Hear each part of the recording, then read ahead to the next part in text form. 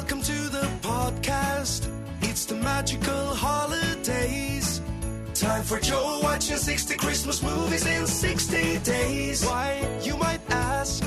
Because it sounds like a crazy task to be watching 60 Christmas movies in 60 days. It'll be struggle, no I won't lie. By the halfway point I will lose my mind, but with your support I'm gonna be fine. So let's have a blast on this Christmas time.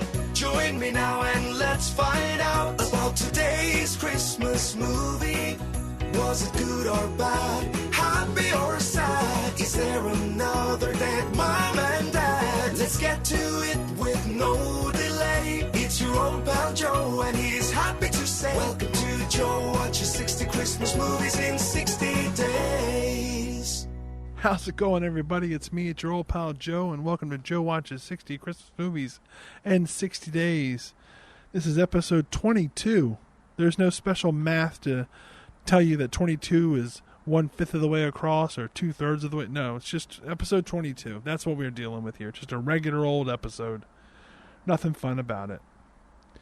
But before we talk about today's movie, See You Next Christmas, let's talk about our good friends over at Third Eye Comics. Third Eye Comics is the exclusive sponsor and only sponsor for Joe Watches 60 Christmas Movies in 60 Days Season 4.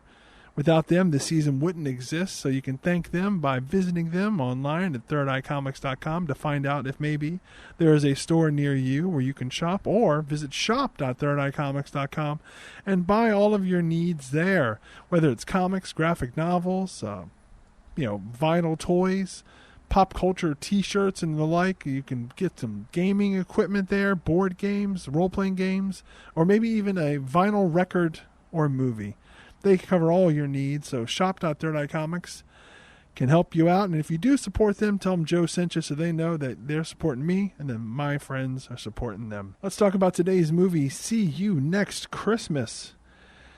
This movie has a gimmick to it, which is that characters, the love interest characters that we're going to follow throughout this movie, they see each other at Christmas every year, and that seems to be pretty much the only time that they see each other. And so we're supposed to follow their relationships through the annual Christmas party at which they initially meet. And that's the whole gimmick for this movie. I did not care for it too much.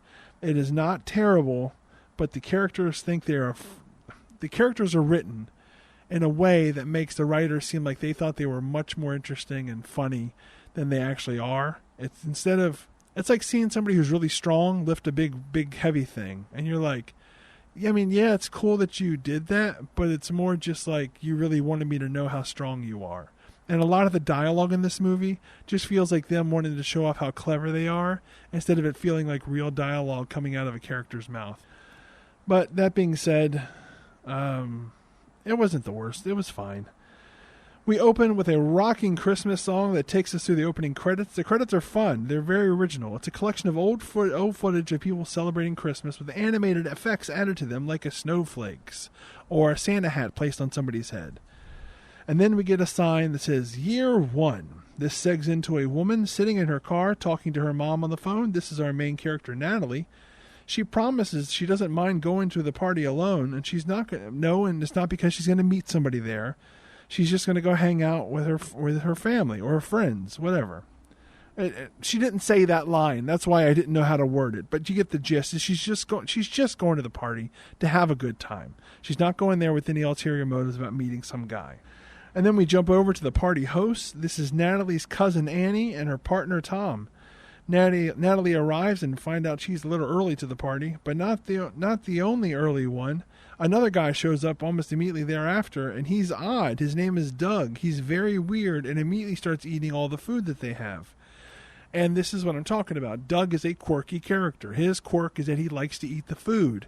And like at one point in one of the other parties, because we jump year to year, one of the other parties, they're like, oh man, Doug cleaned us out early last year. We need to make sure we have more food next year. So that's his quirk. Well, among other things, is that he likes to eat food. We jump ahead to the party being in full swing. We find out there's a tradition for Annie and Tom to take lots of photos of the different parties. They have this is their annual Christmas party. They call it Clarkmas, I guess because it's their shared last name.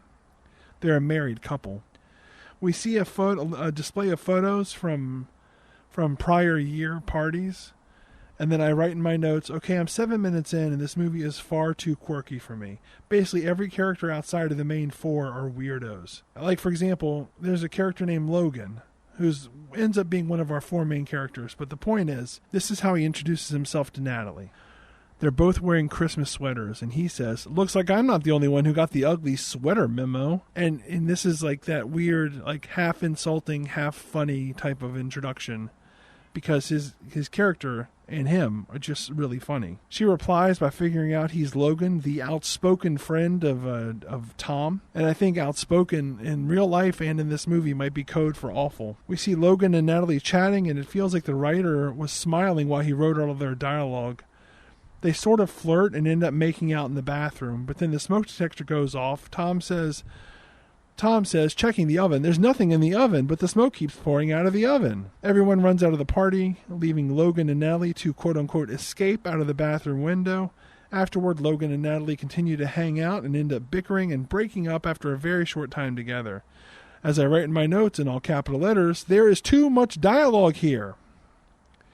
We then get a montage of folks dancing on the front lawn. Logan and Natalie stare at each other from across the festive folks. We also see a swath of photos taken that year, including one of Logan and Natalie together, and then we get a sign, Year 2. Annie and Natalie prepare for that year's Christmas party and discuss whether Annie and Tom are planning on having kids. Maybe is the answer.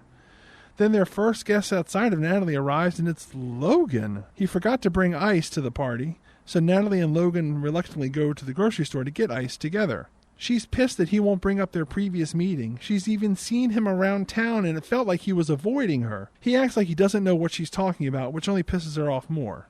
He gives her a hard time about then when they get to the grocery store, he gives her a hard time about trying to find a parking space, and she just boils over. She says, look, I don't know what's going on here, but let's just start over. Let's be civil about this. Let's leave the past behind us. They get the ice, they return to the party, and they're immediately caught in another photo, which we'll see again in a moment. The party proceeds with the cast of weirdo characters all being weirdo characters. Off to the side, Tom mentions to Natalie that Annie was let go from her job. Logan also apologizes to Natalie for pretending he didn't know who she was. He just thought it would be easier. She accepts his apology. Then a woman arrives. She heads right for Logan, and he introduces her as Shannon, his, quote, lady friend. Immediately, Natalie is sad. Then she makes it super weird by accusing Logan of acting weird, which leads into an awkward bickering argument where the only person not getting worked up is Shannon, Logan's girlfriend. After the party, Annie and Tom talk about their home and whether they should buy a house. They currently live in an apartment. We get I guess it's an apartment with like a multi-apartment building where you have like a front lawn and a backyard, that kind of a thing. Anyway, we get various shots of photos from year 2, and then it's year 3. One thing that I thought was interesting here, or it stood out to me enough that I'm going to mention it in the podcast, is in this scene where we have Annie and Tom talking about whether they should get a house. They're talking about how their place is cozy, but maybe they can do better. For example, the toilet is always running. And it just kills me because, look, just a little tip from me to you. I had to figure this out on my own, so maybe I can help you. Probably not. You probably already know this. But if your toilet is running, there's usually only one cause for that. It could be more than one. But it's because there's a little flapper that goes down in the toilet tank that prevents water from continuing to fill your bowl, right? And so what happens is that thing is not sitting flat in the tank. So water leaks out of the tank and into your bowl. And eventually the tank water gets low enough that it decides it needs to refill, hence your toilet running. Now, that explanation does not belong in this podcast, but I explained because it's very simple. And it's easy to fix. There's usually one or two causes of it, but it's pretty simple to fix. In this movie, not only do we have this scene where these two grown adults are like, man, our toilet runs. I don't know what we're going to do. A year later, they bring it up again. In a year, they haven't figured out how to get the toilet fixed. And it's not like it's some complex electrical system. It's a toilet that runs. Use the internet. Anyway, it's year 3 now. Before the party, we find out there are a lot of people coming because Tom invited all of his work friends because There's a new promotion that he wants to get, and he's hoping to impress them, especially the one woman who is going to be making the decision about who gets the position. So he's inviting them all with hopes of impressing them. We then join the party in progress. Tom hangs out with his work buddies. Logan greets Natalie. They are pleasant to one another. He mentions that she came up as a match on a dating app he was using. She acts like she didn't get him as a match on that dating app, but then criticizes him for the photos that he posted. So she did get him there. And it's one of those things where they're being mean to each other, but they're also flirting. It's a lot of quirky dialogue. Eventually they head outside to talk by themselves. He talks about how he's grown as a person over the last few years, how he's ready for a long-term romance, and she talks about finishing her psychology degree. They have a good time chatting. We also see that Tom's work friends are having a good time, but then they stop having a good time because they're playing a game that I'm assuming is a real thing that you can just buy, but it's a game where it's a silver, almost like silver orb, and coming out of different sides of the orb are handles that you hold on to, and the orb plays a song. And then when it beeps, you have to hit the button on your handle. And the last person to hit the button gets shocked. So the whole time that Tom's work friends are there, they end up playing this game. And they're having a great time. But we recognize that Tom is letting them win. So they're never getting shocked. But then somebody else joins the game and gets very serious about winning. And then the woman that makes the decisions about who's getting the promotion, she gets shocked. And she's suddenly acting like she's never been injured so badly. Oh my God, my hand. She's putting ice on her hand. She's putting frozen vegetables on her hand. The other coworkers like, oh my God, this is barbaric. But they were having fun the whole time while they were playing the game and not losing. Eventually they leave, and it seems like it's not going to go well for Tom at work. This never comes up again. Back to Natalie and Logan talking about the pressure of New Year's and how you want to go and you have fun somewhere, but you end up going to some place where you don't know anybody and it's not actually a good time. Whatever. I write in my notes, this movie isn't that bad, but I feel like I'm dying on the inside. Jesus Christ, Joe. Just as Natalie and Logan are about to kiss, a police officer shows up asking who the property belongs to. They direct him inside, where he finds Tom, and he tells Tom that there's been a noise complaint. Tom agrees to wrap the party up. Then Tom's work friends, including the person who will make the decision about the new position, leave and don't seem to like the party after all. Then Logan and Natalie make plans for the future and even kiss again. She gives him her number on a piece of paper as a test to make sure he gets it into his phone because he's a big buffoon who doesn't take things seriously. He's like, why don't you just type it into my phone directly? And she says, no, this is a test, just like I explained. After the party, we check in with Tom and Annie cleaning up. They talk about life. Tom doesn't want their life to get stagnant, but Annie is very happy with their cozy apartment. Photos are shown from that year, and then it's year 4. The movie at this point is only halfway over. We find Annie and Tom fretting over no one having arrived yet for their party. See, they're worried they moved into a house and it's too far for people to want to come. But then the first guests arrive and everything's fine. It's weirdo Doug and his new girlfriend. And everybody's like, Doug has a girlfriend? And that's a running joke for a while. Annie and Tom do not seem to enjoy talking to old what's his name, Doug. So it makes me wonder, why is he invited to their party every year? Then another guest arrives. It's Natalie and her boyfriend. But guess what? Her boyfriend isn't Logan. It's a new guy named Adler. And not only does she have a boyfriend that's not Logan, whose name is Adler, they're engaged. They just got engaged. We find out that Adler and Natalie dated in high school and recently reconnected. We jump ahead to find the party in high gear, although everyone is a bit older and it seems like it's a bit quieter than previous years. There's a scene where we see some of their friends have a kid, and Tom is enjoying playing with the kid, and Annie makes a face like, maybe we should have kids. Then Logan arrives and finds out Natalie is engaged, and he meets Adler, and he is not okay. He starts having a little breakdown. Tom pulls him aside and asks what his deal is. Logan insists he is fine, but then he immediately finds Natalie and congratulates her in a very awkward way. Natalie says that she's surprised to see Logan made her to the party. She thought he might have ghosted the party. You get it, because he ghosted her during the year. Cut to Natalie and Logan outside arguing. She accuses him of disappearing. His defense was, that was months ago. He accuses her of rushing into something with this new engagement. She says, you know what, I really liked you, but you're the one that disappeared. You messed it up, and now you see me happy and you're trying to ruin it? And he said, what if something happened to me? Maybe there's an explanation. She says, well, is there an explanation as to why you disappeared and stopped contacting me? He doesn't reply. We jump ahead and find Logan talking to one of the other party guests. They ask about Logan's plans for Christmas. He says he's not sure because it's going to be the first one without his mom. And it seems like maybe this was the reason why he seemingly disappeared. Now it's time for a big group photo, and then it says year 5. We see Tom lugging a box of ornaments. He promises he can decorate the house himself, and we see that he's talking to a very pregnant Annie. We find out there will be no party this year, but someone is still at the door. It's Natalie. Even though there's not a party, she still wanted to come by and say hi.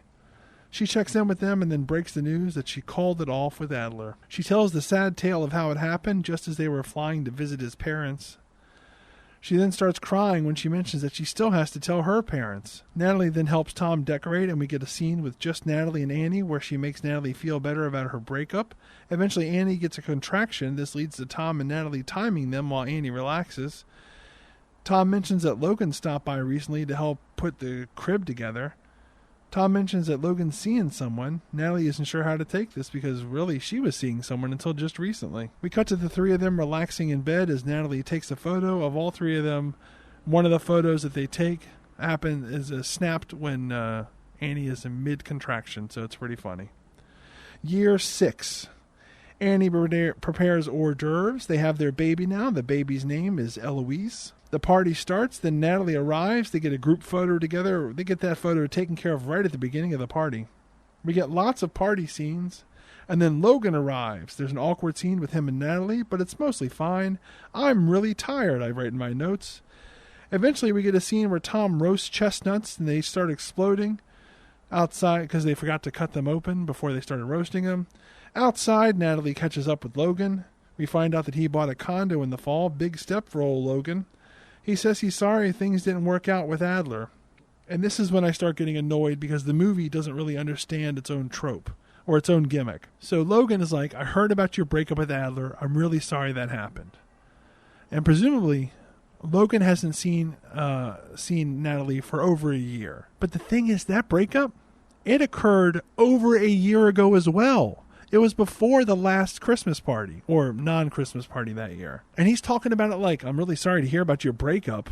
It was over a year ago, buddy. He also apologizes for screwing things up with her. That would be over 2 years ago. Yes, of course, that's right. It was 2.5 years ago when he ghosted her, and he's apologizing for it now. He talks about shutting down and shutting people out when his mom passed away. He thought he could explain everything at that year's Christmas party, but when he got there, Natalie wound up being engaged. He admits that he still likes her. He's been meaning to call her. He then pulls out the piece of paper that she gave him 4 years ago with her phone number on it. She's touched, but then she says she can't do this. They already gave it a chance. Logan is sad, but it's time for a group photo. Afterward, Tom checks in with Logan and finds out things didn't go well with Natalie. We cut to Annie in bed looking at the photos they collected from the party this year, and it all seems well. And then we get, is it year 8 or whatever? Year 7? No, we get New Year's Eve. We see Logan preparing to go to a New Year's Eve party put on by some friends. There's a knock at the door. It's Natalie. She's surprised to see he's getting ready to go out. She has a speech for him. She even brought props. She was going to stay in and order delivery, but then it hit her that isn't what she wanted to do that night. She wanted to be with Logan. And the thing is, like, yeah, she brought props, but it's like, you know, I want to watch the ball drop, but if we can't watch the ball drop, that's fine. And she has some kind of crane with a ball attached to it, and she unwinds it as like a kid's toy. And she also brought gin rummy, something about his grandmother at Christmas, and I don't remember that being mentioned at all in this movie. I watched it and everything. Anyway, so she has a speech, she has props. I don't really get it all, but that's fine. Eventually, she says she wants to be with him. He jokes about having a party to go to, but he was just joking because that's who Logan is. But then they kiss, then he tells her he loves her, and then they kiss again, and it's credits. That's the whole movie. This is going to be the shortest episode in Joe Watches 60 Christmas Movies history. I even did a bonus episode in the first season talking to my mom about Christmas movies. But what you can find, it's like episode 11 and a half. That is, I think, longer than this episode will ultimately be. And that is saying something. And why is that? It's because so much of this movie was just dialogue. And it's really hard to capture all that dialogue and then convey it in a way that adds anything to the podcast. So I started just typing what happens, and then what happens is what I told you about. So that's it. Like, I didn't even tell you about half the weird characters that go to these parties. Like the one guy who is like the party animal. He's always loud and, just causing trouble, that character. I didn't even tell you about him. Don't go out of your way to see you next Christmas. It's not the worst movie you'll see, but you could probably spend, an hour and 45 minutes doing something better. This reminds me, I mentioned in the last episode that it feels like movies that are a little bit longer that are not made for TV movies. I've had a higher success rate with them this year as far as being movies that I've enjoyed beyond the normal amount. But this definitely brings that average down, because this movie was as cotton candy-ish as anything else I've watched this year. Nothing wrong with it, but definitely nothing to write home about. So that's it. That's episode 22. Thank you for listening. Thanks for having a good time with me, if indeed you had a good time. If you have any questions, comments, or concerns about my well-being, you can reach me at JOEMOC on social media, pretty much everywhere. And until next time, because there will be a next time, enjoy some Jingle Bells. Take care and goodbye.